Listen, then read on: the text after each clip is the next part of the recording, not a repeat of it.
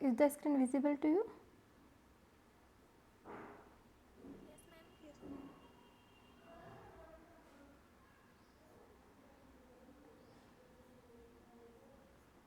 Okay, last class में हम लोग डाइवर्जेंट के बारे में कुछ स्टार्ट करने वाले थे और ऑलमोस्ट ग्रेडियंट के बारे में हम समझ चुके हैं. एनीवन जिसको प्रीवियस क्लास से कोई क्वेरी हो, किसी तरह का कोई क्वेश्चन हो? I guess no. So let's start about divergent. Previous class में आपने डाइवर्जन के बारे में पढ़ा होगा. एनीवन जो थोड़ा बहुत कुछ बताना चाहते हैं, what is diversion of a vector field? Anyone? Yes, but Ma'am, definition definition या जनरल अंडरस्टैंडिंग? एकाक आयतन से निर्गत फ्लक्स की मात्रा डाइवर्जेंस कहलाती है. ओके, और इसका फिजिकल सिग्निफिकेंस एनीथिंग?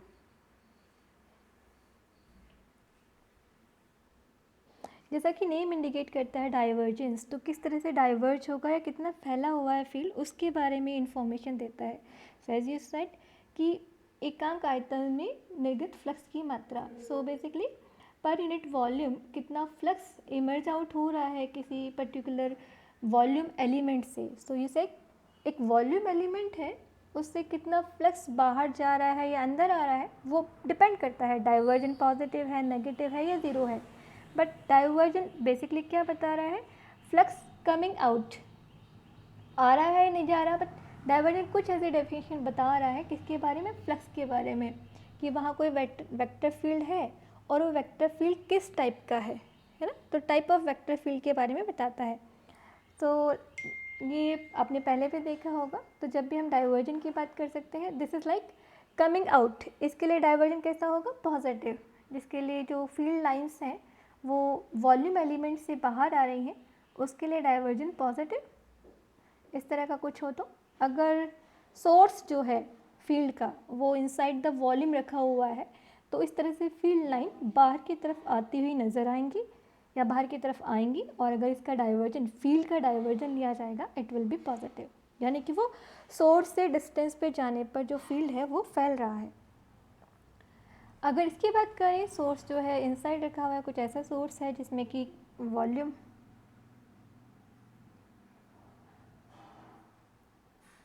जिसमें कि फील्ड लाइन अंदर की तरफ आ रही है, श्रिंक हो रही है, तो सोर्स इज सिंक. तो यहाँ पर जो डाइवर्जन है फील्ड का वो नेगेटिव होगा. नाउ टेल मी इस केस में क्या होगा? मैम, हम्म. आपने स्क्रीन शेयर कर रखी है क्या? हाँ, स्क्रीन शेयर की हुई है मैंने. मैम, मुझे शो नहीं हो रही. आई थिंक मेरे यहाँ तो शो हो रही है. एनीवन, किसी और को भी प्रॉब्लम है इस तरह की कोई? No ma'am. वेट कीजिएगा, नेट नो कनेक्टिविटी मैम. का इशू हो सकता है. वेट कीजिए और लेट मी नो अगर 2 मिनट बाद भी दिखाई नहीं दे रही है. अभी ठीक है? Is this okay? Can you see this? आप एक बार फिर से रिजॉइन कीजिएगा क्लास को. मैम, इस कंडीशन में शायद 0 होगा. यस, इस कंडीशन में 0 होगा. तो 2-3 कंडीशंस आप देख रहे हैं. फर्स्ट कंडीशन ये, सेकंड ये एंड थर्ड वन ये. जितना फ्लक्स इनसाइड जा रहा है उतना ही फ्लक्स बाहर आ रहा है. सो इस केस में जो होगा डाइवर्जन, दैट इज़ 0.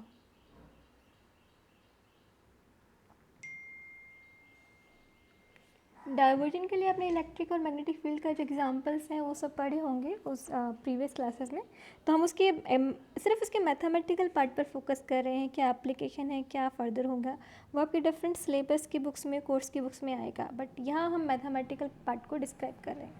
तो एक बार फिर से जो आपने डाइवर्जन पढ़ा हुआ है, जो डेफिनेशन आपने पढ़ी हुई है, उसी को यूज़ में लेकर कर्व लीनियर कोऑर्डिनेट सिस्टम के लिए डाइवर्जन को देखेंगे कि किसी फील्ड का डाइवर्जन, एक वेक्टर फील्ड है, उसका डाइवर्जन हम कैसे निकाल सकते हैं if we have different type of coordinate system.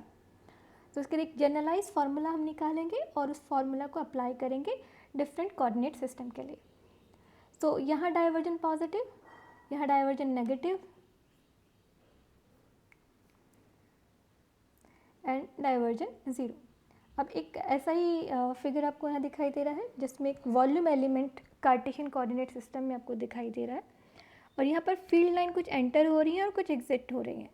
तो ऐसी एक सिचुएशन के लिए ज़रूरी नहीं है हमेशा ज़ीरो हो। अगर जितनी फील्ड लाइन अंदर जा रही है उससे ज़्यादा फील्ड लाइन बाहर आ रही है तो there must be some divergence, उसकी कुछ वैल्यू हो सकती है।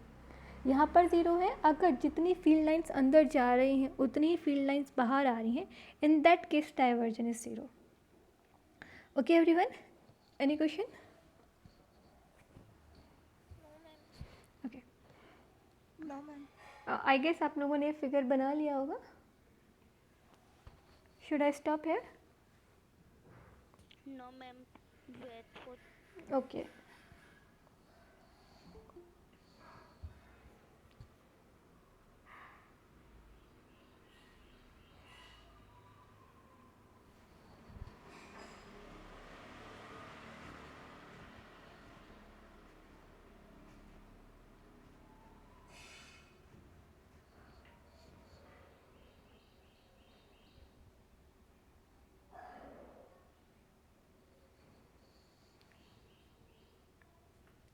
shall I move now?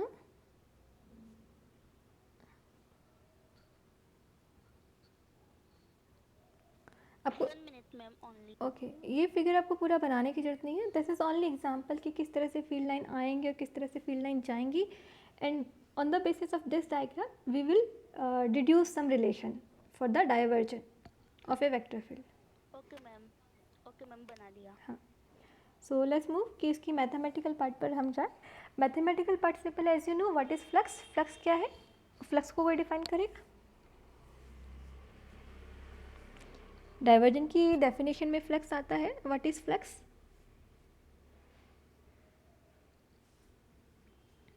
क्षेत्रफल से लंबवत गुजरने वाली जो एक वेक्टर फील्ड का कितने, यस यस, एनीवन एल्स? एकांक आयतन की बात नहीं होगी फ्लक्स की जब हम बात करेंगे तो। एक बार फिर से सोच, गुजरने मल्टीपल वॉइसेस आ रही हैं, कोई एक वॉइस जो क्लियर बताए थोड़ा सा। किसी क्षेत्रफल से लंबवत गुजरने वाली रेखाएं। किसी क्षेत्रफल से विद्युत क्षेत्र में सदिश क्षेत्र के तल के लंबवत गुजरने वाली विद्युत रेखाओं। लंबवत ही डिफाइन है क्या? Number of magnetic flux passing through an area. Number of field lines that is passing through an area, इसमें लंबवत की डेफिनेशन आएगी?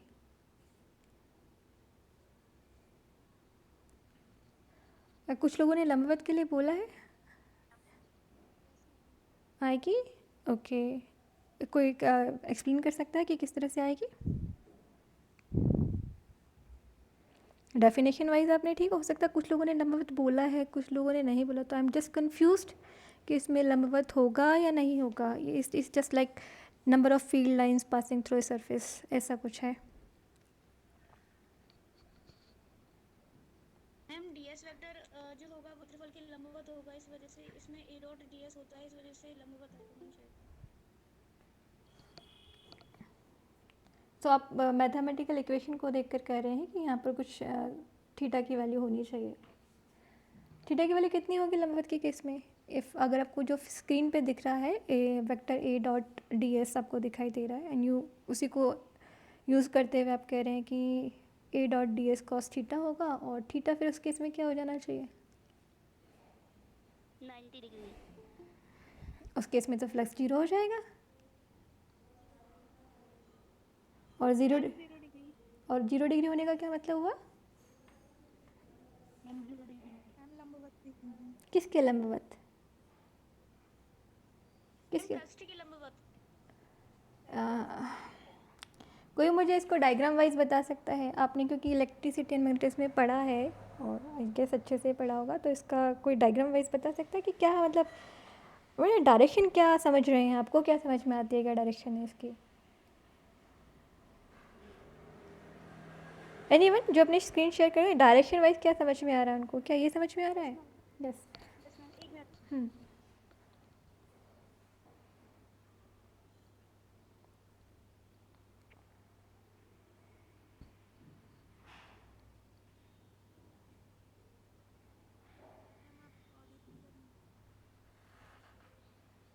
मेरा ऑडियो क्लियर नहीं आ रहा है। अभी ठीक है वॉइस?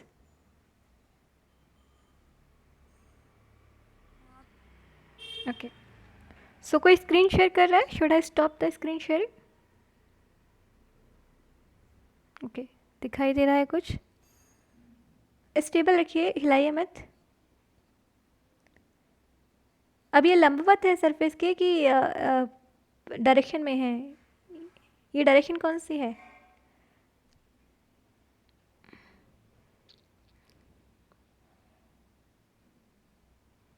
शिवानी?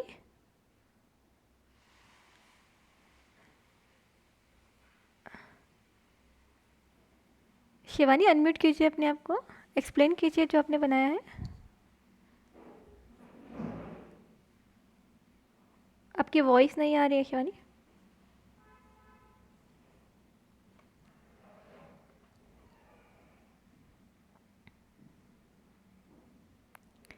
शिवानी सुनाई नहीं दे रहा है।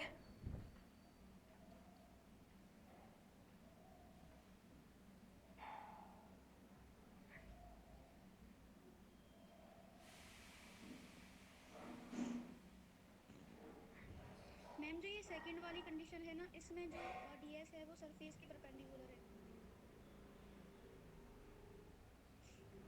अच्छा, और field lines? Field lines ma'am surface ये इधर की साइड है मैम। तो एंगल कितना होगा इनके बीच में? इनके बीच में मैम 9 होगा। और उसके इसमें फ्लक्स क्या हो जाना चाहिए? फ्लक्स इसमें 0 हो जाएगा। और यदि सर ऐसे होगी मैम, हाँ और सरफेस। अगर ये भी इधर की साइड होगा, तो अब इस कंडीशन में डीएस वेक्टर भी इधर हो जाएगा, और इस कंडीशन में मैम जो फाई है वो मैक्सिमम हो जाएगा मैम। राइट। सो जो फ्लक्स है वो डिपेंड करता है सरफेस की ओरिएंटेशन पर और फ्लक्स लाइन की ओरिएंटेशन पर। Thank you Shivani. अपनी स्क्रीन को स्टॉप कर सकते हैं आप।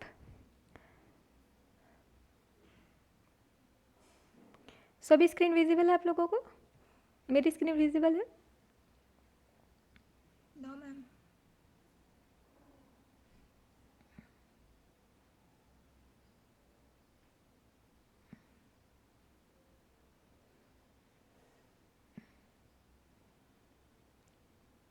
Now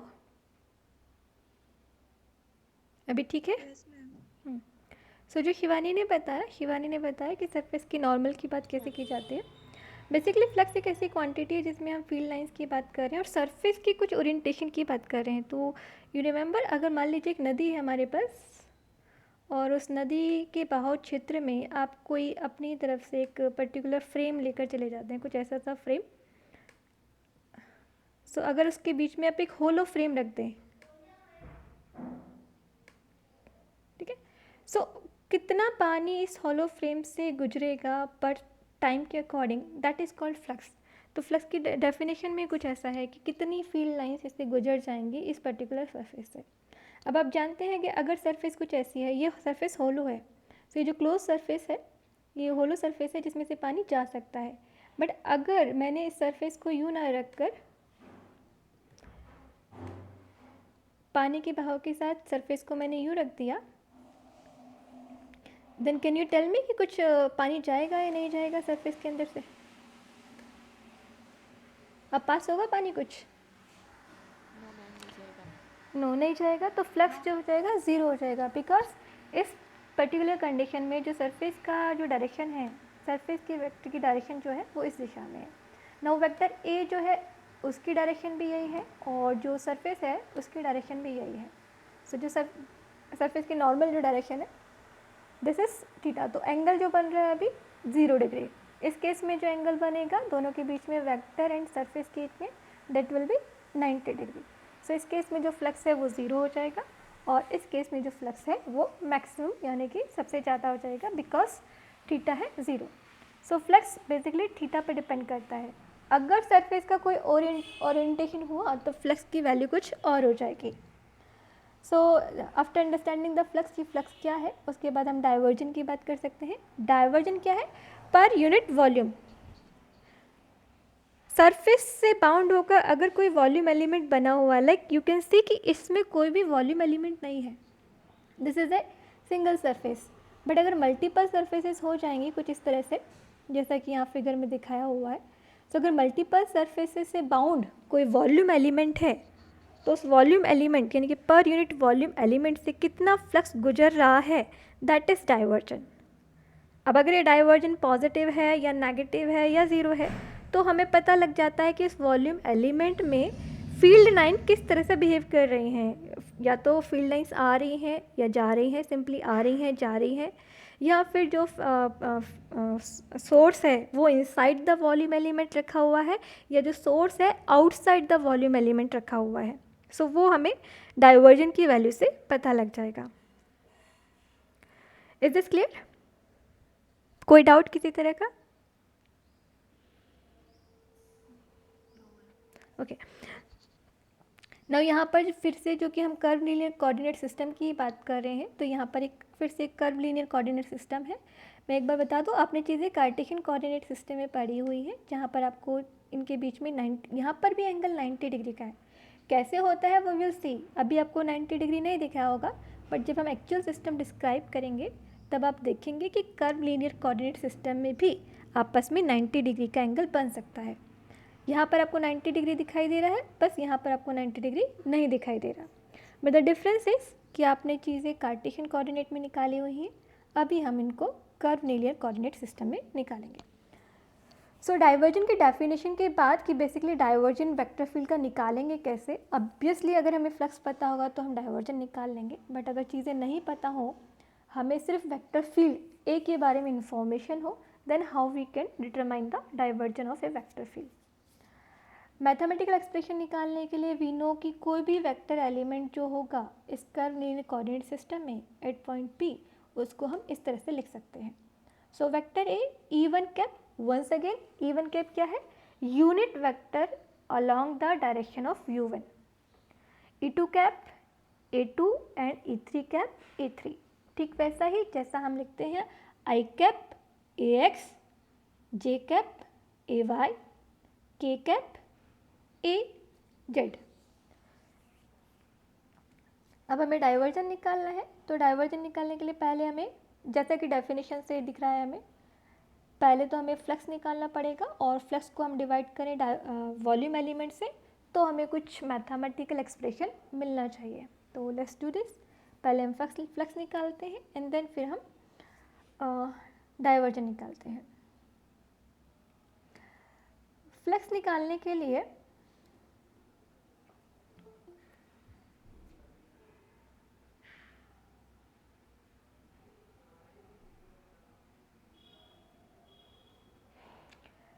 flux passing through the surface ABCD।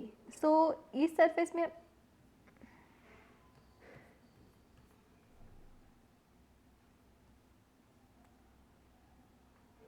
सबसे पहले हम एक सरफेस की बात करते हैं,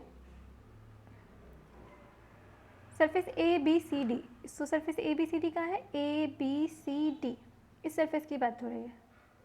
इस सरफेस से कितना फ्लक्स जो है पास हो रहा है, हम उसकी बात करते हैं। पॉइंट P पर अगर यहाँ पर कोई सरफेस होती तो उसके लिए फ्लक्स क्या होता? अगर पॉइंट P पर कोई सरफेस होती तो उसके लिए फ्लक्स क्या होता? उसके लिए फ्लक्स कुछ ऐसा सा होता जो यहाँ पर लिखा हुआ है A1, बिकॉज हम इस डायरेक्शन में बात कर रहे हैं।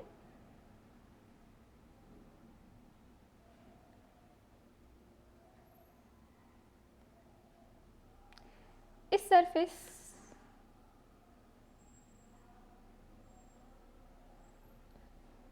सरफेस की वैल्यू क्या होगी? This is H2 H3 DU2 DU3। Is this clear? जो सरफेस है, सरफेस का जो एरिया है H2 H3 DU2 DU3। Is this clear?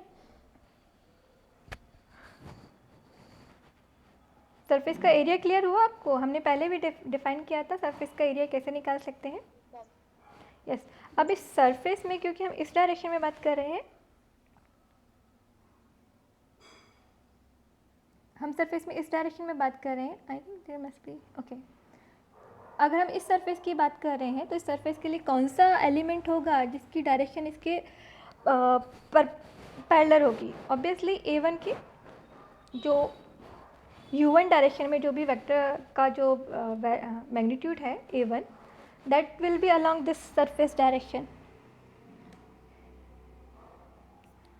सो यहाँ पर जो वैल्यू है वो है A1 H2 H3, this is flux at this point P।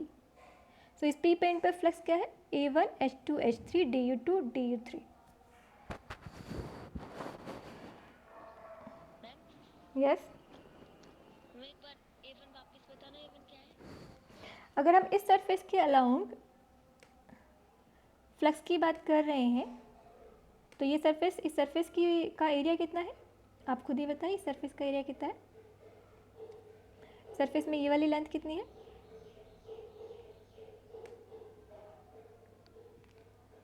Just hold for 2 minutes.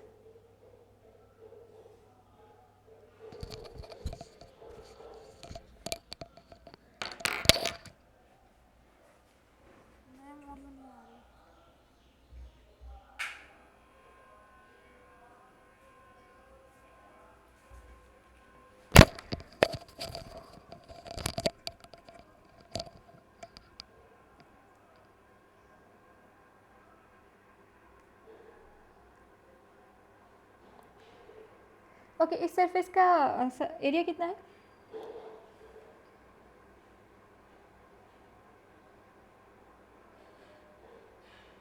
Anyone? Am I Audible?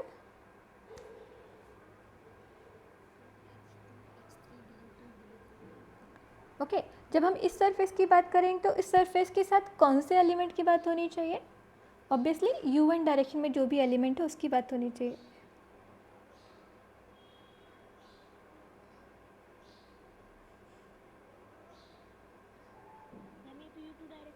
एक just a minute, I think this is like this U2 U1, I think यहाँ कुछ problem है। Now it is okay. U2 U1 and U3, is this okay ना? Yes ma'am. हाँ अब ठीक है। सो यहाँ पर कुछ चेंजेस। सो अब सरफेस एलिमेंट जो वर्क करेगा वो होगा A1। ये जो फ्लक्स है वो तो यहाँ पर है पॉइंट P पर, बट हमें फ्लक्स की कहाँ बात करनी है? यहाँ पर ABCD, इससे कितना फ्लक्स बाहर आ रहा है? दोनों की फ्लक्स सोर्स जो है इसके अंदर रखा हुआ है, ये सोर्स इसके बाहर रखा हुआ है, ठीक है। बट अगर हम ABCD की बात करें तो यहाँ से कितना फ्लक्स बाहर की तरफ आ रहा है? हमें फ्लक्स की वैल्यू यहाँ पर पता है, दिस इज़ लाइक दिस। अगर मैं कहूँ इस डायरेक्शन में जो फ्लक्स है वो चेंज हो रहा है तो चेंज की रेट क्या होगी, यानी कि कितनी डिस्टेंस होगी? अगर यहाँ पर से और यहाँ तक की डिस्टेंस की वैल्यू पता की जाए तो जो लेंथ है, लेंथ एलिमेंट क्या है? H1 delta U। ये जो लेंथ एलिमेंट है वो है H1 डेल्टा U। ये लेंथ एलिमेंट कहाँ से कहाँ तक की है? यहाँ से यहाँ तक की। This is H1 delta U। सो यहाँ से लेकर यहाँ तक हाफ डिस्टेंस हो गई, this point two this point. This is half H1 DU distance पर फ्लक्स की वैल्यू कितनी होगी? सो यहाँ जितना फ्लक्स होगा प्लस जो भी चेंज हो रहा है फ्लक्स में with respect to H1 delta U1।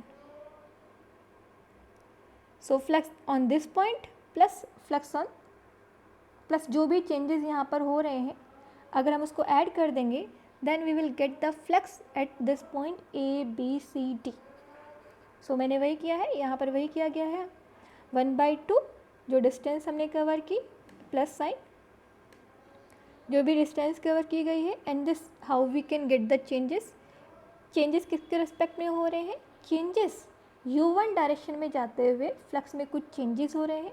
अगर उन चेंजेस को काउंट कर लेंगे and add in this point then we will get the flux which is passing through surface ABCD। Any problem? किसी को कोई प्रॉब्लम?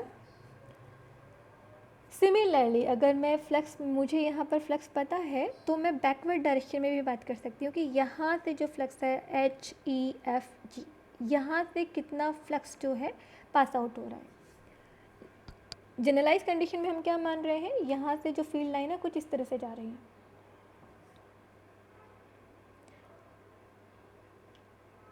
या हमें नहीं पता कि फील्ड लाइन कैसी है, बट अगर हमें फ्लक्स पॉइंट P पर ये है और अब हम पीछे की तरफ जाएं तो यहाँ पर कितना फ्लक्स होना चाहिए? Obviously this should be minus, क्योंकि हम किस डिस्टेंस पे जा रहे हैं, माइनस, नेगेटिव डायरेक्शन में जा रहे हैं इसके। तो यहाँ पर क्या हो जाना चाहिए, -1/2 delta E1 H2 H3, same चीज़ें जो ऊपर की गई हैं सिमिलरली यहाँ पर की गई है।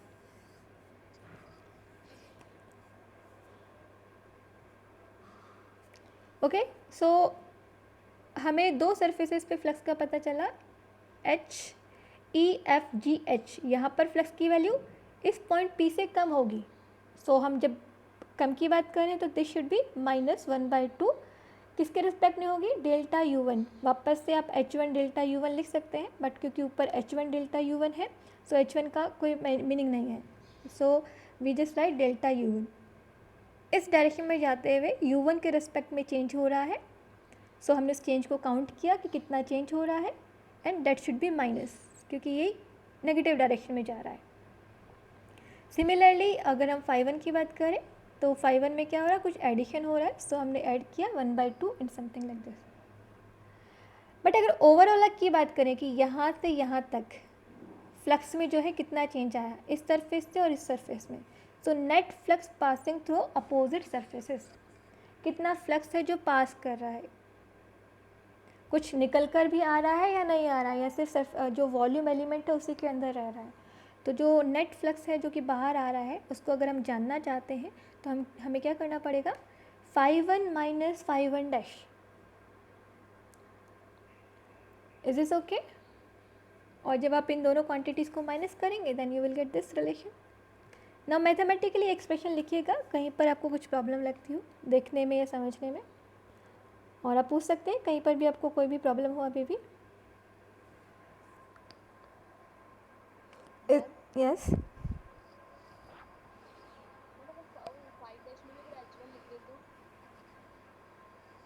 phi1 में H1 मतलब मल्टीप्लाई में, नीचे फॉर्मूले से उसमें लिखा हुआ है 5 मतलब सेम ही तो है ना वो, बस डायरेक्शन चेंज है। phi1 के डेफिनेशन के अकॉर्डिंग तो हमें क्या करना पड़ेगा, vector field multiply delta S। अब आप H1 कहाँ लिखना चाहते हैं, here is H1 cancel out हो गया, आई एम नॉट गेटिंग, यहाँ पर H1 था, आप लिखना चाहें तो लिखें, नहीं तो नहीं भी लिख सकते हैं। दिस इज़ लेंथ एलिमेंट जिसके रेस्पेक्ट में चेंजेस हो रहे हैं, यू मस्ट अंडरस्टैंड कि यहाँ पर लेंथ एलिमेंट है जिसके रेस्पेक्ट में चेंजेस हो रहे हैं। H1 में कोई चेंज नहीं है, जो चीज़ बदल रही है वो है डेल्टा U1। ओके मैम,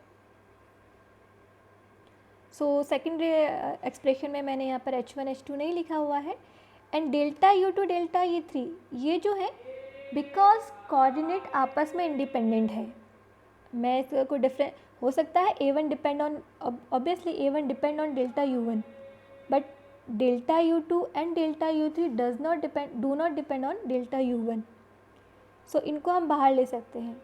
सो इसीलिए सेकेंड रिलेशन में क्या किया गया है, डेल्टा U1 यहाँ पर पहले से था, डेल्टा U2 डेल्टा U3 इन दोनों को भी बाहर ले लिया because these are independent to this coordinates.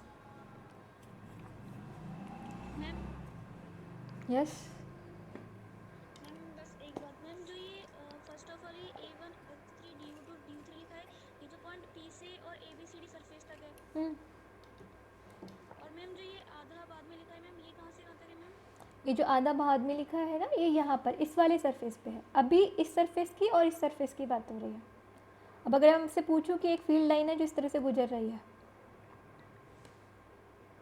तो ये जो फील्ड लाइन बाहर की तरफ आई, इसको जानने का क्या तरीका है कि यहाँ से जो फ्लक्स है और यहाँ से जो फ्लक्स पास आउट हो रहा है, इस फ्लक्स में से ये फ्लक्स माइनस कर देंगे तो हमें पता चल जाएगा कि नेट फ्लक्स कितना बाहर आया, राइट। हमें फ्लक्स की वैल्यू यहाँ पर पता है, इस सरफेस पे पता है, हमें फ्लक्स की वैल्यू यहाँ पता है। अगर अब हम जानना चाहते हैं कि कितना फ्लक्स बाहर की तरफ आया है तो हमें क्या करना पड़ेगा, ये जो फ्लक्स बाहर आ रहा है इसको माइनस कर देंगे इससे, जितना अंदर जा रहा है। यहाँ से तो अंदर गया ना, तो जितना बाहर आ रहा है और जितना अंदर जा रहा है, अगर बाहर में से अंदर माइनस कर दिया then we will get this quantity 5 1 minus 5 1 dash. अभी भी कोई कन्फ्यूज़न है? You can clear it. बात समझ में आनी चाहिए कि मैथमेटिकली किस तरह से चीज़ों को ड्राइव किया गया है। और कहीं पर भी कुछ 1 2 की एरर हो तो प्लीज़ नोट इट आउट, और मुझे भी नोट कीजिए कहीं पर 1 या 2 लगाने में कोई गलती हो गई हो तो। और थिंग्स आर प्रॉपर, आप जब लिखेंगे then you will get it.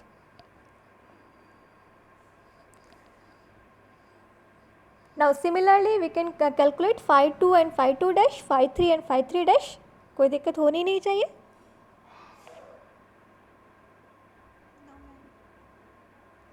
अब अगर हमें फ्लक्स मिल गया है तो फ्लक्स मिलने के बाद हमें क्या करना है, सीधे सीधे इसको डिवाइड करना है from volume so that we get divergence. हमें टोटल फ्लक्स मिल जाएगा एक डायरेक्शन में, दूसरी डायरेक्शन में, तीसरी डायरेक्शन में। अगर टोटल फ्लक्स की बात की जाएगी तो क्या करना पड़ेगा, सबको ऐड करना पड़ेगा। So this is net flux.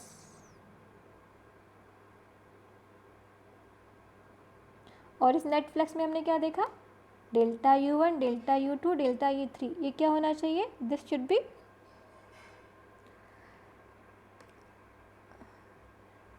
क्या हम आगे बढ़े या मुझे यहाँ रुकना है? Yes ma'am please wait.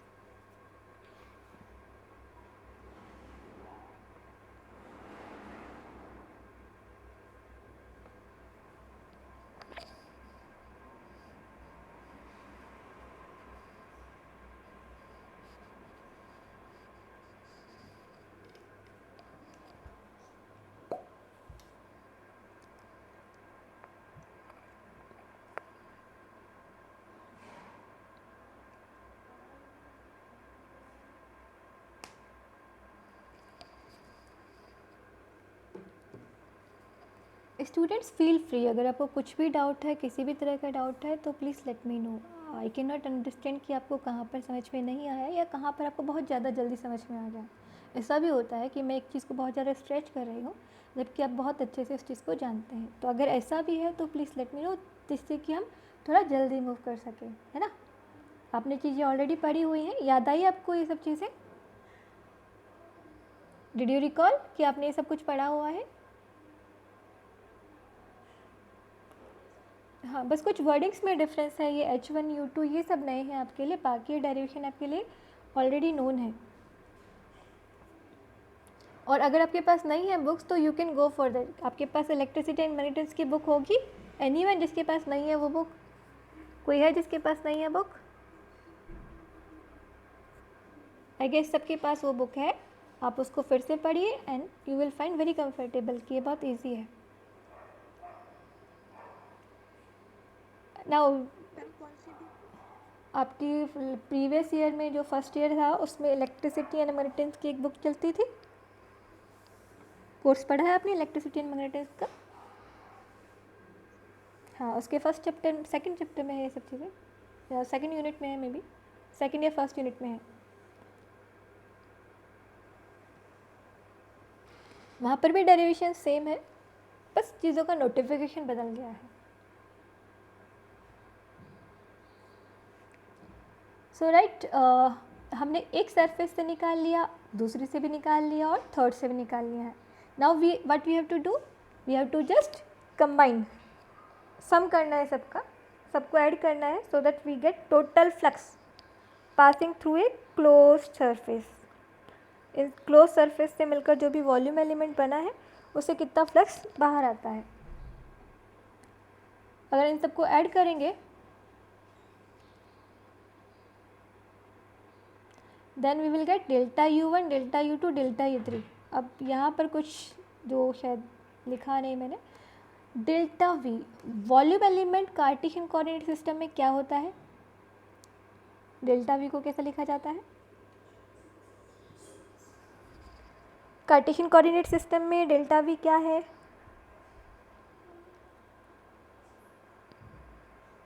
आप ही लोगों से पूछा गया है। वॉल्यूम एलिमेंट क्या होता है कार्टेशियन कोऑर्डिनेट सिस्टम में?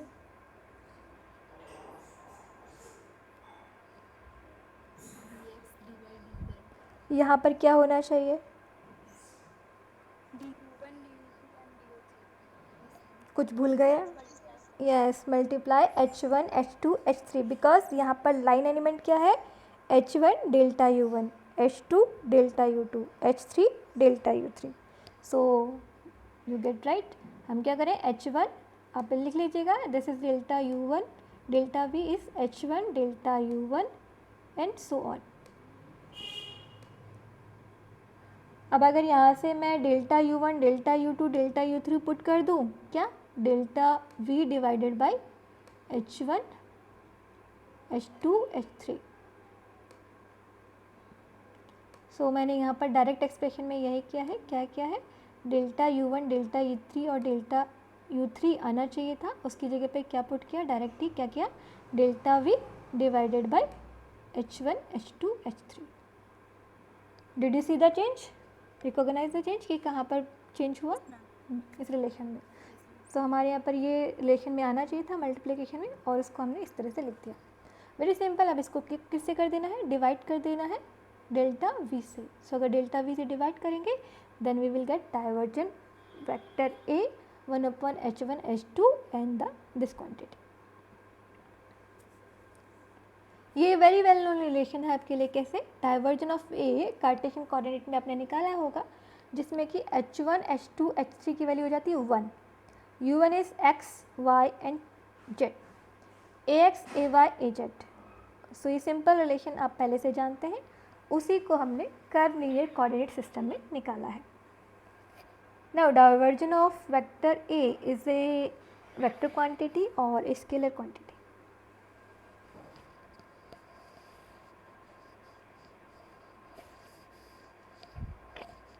क्या लगता है इस एक्सप्रेशन को देख?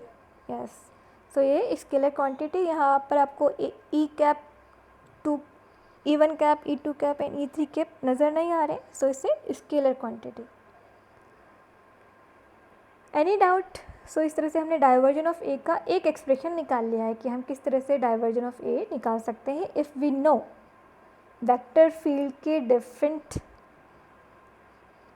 Magnitude in the direction of U1 U2 U3। अगर हमें ये पता है, यानी कि A1 A2 A3 पता है, and we know the scalar factors H1 H2 H3, then we can calculate the divergence of a vector field.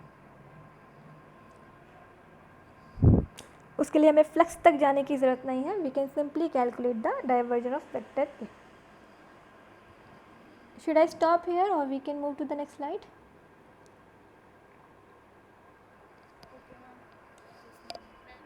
Yes. Ma'am एक बार 5 की वैल्यू यस। 5 की वैल्यू के लिए सबसे पहले हम ये देखिए हमें कहाँ निकालनी है। हमें यहाँ निकालनी है ABCD और EFGH, दो जगह निकालनी है। सो ABCD को निकालने के लिए हमने क्या किया? हमें पॉइंट P पर एक वेक्टर A पता है, और वेक्टर A की वैल्यू है A1 A2 A3, है ना? यहाँ पर क्योंकि जो सरफेस है, अगर मैं एक और सरफेस यहाँ बना दूँ देन यू कैन क्लियरली से कि यहाँ पर जो सरफेस है उसका एरिया कितना होगा। ये जो सरफेस है उसका एरिया कितना होगा? H2 H3 delta U2 delta U3 जो भी है, H2 H3 delta U2 delta, ये जो सरफेस है उस पर एरिया जो है। और यहाँ पर फील्ड की डायरेक्शन में क्या एलिमेंट है? A1। जो फील्ड लाइन है वो फील्ड लाइन कौन सी काउंट होगी? जो कि इस डायरेक्शन में जा रही है। हेयर इज़ U2, यहाँ पर थोड़ा सा चेंजेस है, here is U2 and here is U1। So U1 direction में जो फील्ड लाइन है वो किसके कारण होंगी? वेक्टर के U1 डायरेक्शन में जो भी कंपोनेंट है उसके कारण। सो U1 डायरेक्शन में कंपोनेंट है A1। So if I multiply A1 multiply the surface area then this will give me the flux. कहाँ पर? पॉइंट P पर। अब यहाँ से अगर हम मूव करें इधर की तरफ तो फ्लक्स में कुछ चेंजेस हो रहे हैं। हमें फ्लक्स यहाँ पता है, फ्लक्स में यहाँ नहीं पता है कि यहाँ से यहाँ तक। तो अगर मैं जो भी चेंजेस हो रहे हैं उसको ऐड कर दूँ then it will give me flux on this surface. तो वही किया है, यहाँ पर हमें फ्लक्स पता था, इस फ्लक्स में क्या चेंजेस होंगे if we go from this direction to this. अगर हम इस डायरेक्शन से इस डायरेक्शन में जाएं देन वी विल गेट, जो भी चेंजेस हुए हैं उसको डिफ्रेंशिएट करते हुए निकाल सकते हैं, और उन चेंजेस को अगर ऐड कर देंगे then we will get the flux over this surface. Is this clear? ये बात क्लियर होती है आपको?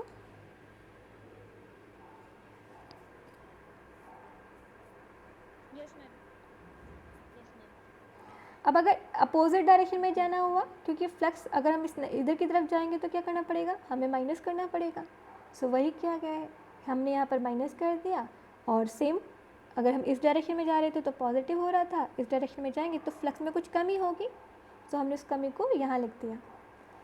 नाउ ओवरऑल फ्लक्स जो है, हमें क्या जानना है कि पूरे वॉल्यूम एलिमेंट से फ्लक्स कितना बाहर आ रहा है। बाहर आने के लिए क्या करें, जितना बाहर आ रहा है और जितना अंदर जा रहा है, जो बाहर आ रहा है उसमें से अंदर जाने वाले को माइनस कर देते हैं। So what is flux coming out, उसमें से माइनस कर दे what is coming in, then we will get the total flux या net flux passing through opposite surfaces. So ये जो नेट फ्लक्स है it is coming out through this volume element. It might come, it might not come, but एक generalize तरीके में हम इस तरह से चीज़ों को लेकर चलते हैं। अगर नहीं आ रहा होगा तो एंड में ज़ीरो हो ही जाएगा, यहाँ पर जो भी वॉल्यूम एलिमेंट होंगे A1 A2 A3 उसके अकॉर्डिंग। बट अगर चीज़ों को हम जनरलाइज तरीके से करना चाहते हैं तो हमें एक बार तो मानना पड़ेगा that net flux is coming out. और वो कमिंग आउट किस तरह से निकाल सकते हैं, दिस माइनस दिस, एंड अगर आप ये करें then you will get this information.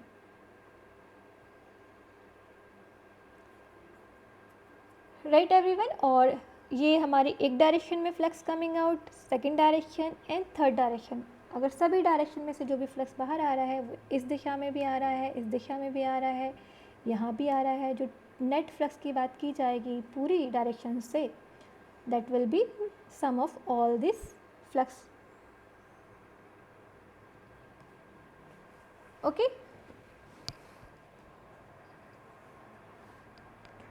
अभी भी अगर आपको कोई प्रॉब्लम हो तो हम नेक्स्ट क्लास में ले सकते हैं। अभी थोड़ा सा क्योंकि आपके पास ऑलरेडी पीपीटी शेयर की है और आप इसको अच्छे से कर सकते हैं, बिकॉज इज़ मोर मैथमेटिकल, और ये मैथमेटिक्स आपको बहुत अच्छे से समझ में आती है। क्या करना था, जो सेकंड टॉपिक है, relation of divergence of vector A with del operator. Del operator हमने ग्रेडियंट के केस में भी देखा था। डेल ऑपरेटर का क्या डाइवर्जेंस से कोई रिलेशन है वो फाइंड आउट करना है इस पर्टिकुलर स्लाइड में। सो डेल ऑपरेटर आप जानते ही हैं क्या होता है। ये जब हमने ग्रेडियंट निकाला था तब हमने देखा था कि डेल ऑपरेटर क्या है। इस डेल ऑपरेटर का डाइवर्जेंस से कोई रिलेशन है या नहीं है, किस तरह से हम डेल ऑपरेटर ऑपरेट करके diversion of a vector field निकाल सकते हैं। और ये निकालने के लिए आप please go through this 1 2 3 slides है शायद, हाँ, इन 3 स्लाइड्स को जाना है घर पे। आपका होमवर्क आज यही है, आपको देखना है कि क्या किसी मैथमेटिक्स में आपको प्रॉब्लम आती है क्या। ये सिंपल मैथमेटिक्स है जो आप पहले से जानते हैं। डेल ऑपरेटर को ऑपरेट करना बहुत कुछ किया होगा आपने, वही सब वापस से किया है जो पहले कर चुके हैं, और करते हुए डाइवर्जन ऑफ वेक्टर ए निकाला है। अगर हम डेल प्रोडक्ट को डेल ऑपरेटर के साथ डॉट प्रोडक्ट ले लें किसी वेक्टर का, then this is equal to the divergence of a vector. Simple, हमें डेल ऑपरेटर पता है और उस डेल ऑपरेटर का डॉट प्रोडक्ट अगर वेक्टर के साथ लिया जाए then it will be equal to the divergence of a vector. अब ये कैसे होता है वो पूरा इसमें प्रूफ किया हुआ है कि यू हैव टू प्रूव कि अगर ऐसा होता है तो ये जो क्वांटिटी आई है this must be equal to the divergence of vector. अगर मैं डेल ऑपरेटर लूँ या डेल डॉट वेक्टर ए करूँ और मेरे पास सारी मैथमेटिकल टूल्स यूज़ करने के बाद जो रिलेशन आए वो इसके बराबर हो जाए, देन आई कैन से कि अगर डेल का डॉट प्रोडक्ट लिया जाए वेक्टर ए के साथ then it will give us divergence of a vector. ठीक है, सो ये मैथमेटिक्स यहाँ की गई है। आप देखिएगा कहीं किसी को कोई प्रॉब्लम है, you can take the screenshot, आप लोग स्क्रीनशॉट ले सकते हैं इसका। प्लीज़ टेक स्क्रीनशॉट, ताकि अगर डाउनलोड में कोई प्रॉब्लम आ रही है तो एटलीस्ट ये आप कर पाएँ ना। और लोगों को कोई क्वेश्चन है तो आप वो पूछ सकते हैं, otherwise I am taking attendance, और अटेंडेंस लेते वक्त किसी को छोड़ कर नहीं जाना है क्लास को। Next page.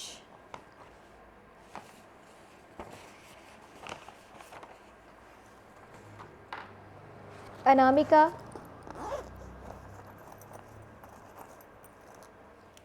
अनामिका, अनामिका मीना, अनामिका कंवर,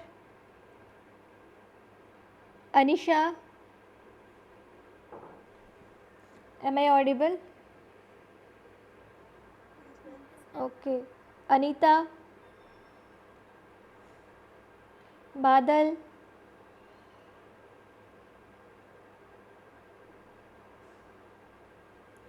आपको चैट बॉक्स में नहीं लिखना है, माइक म्यूट अनम्यूट करके बोलना है। भारती,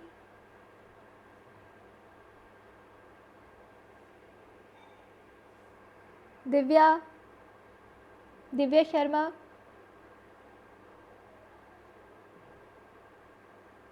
दिव्या राठौर,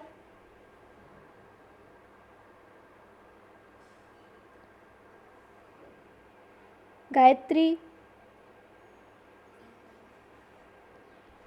ज्ञानी रेवार, ज्ञानी रेवार, इशिका, कल्पना, कंचन, कपिशा, कपिशा, करीना, किशांति, स्नेहा सॉरी, पिंकी गोयल,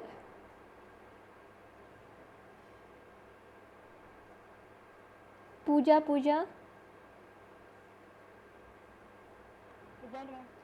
पूजा यादव, प्रज्ञा, प्रियंका मीना,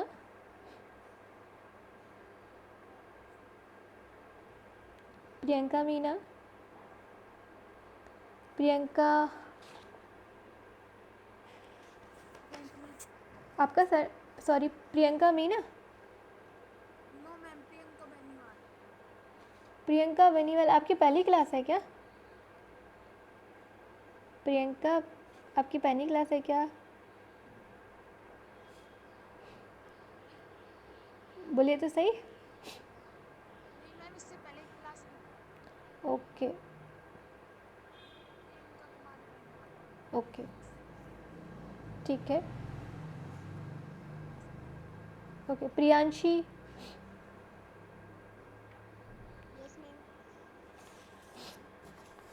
रिंकू, सानिया बानो, सानिया बानो, सीमा, शालिनी, शिवानी,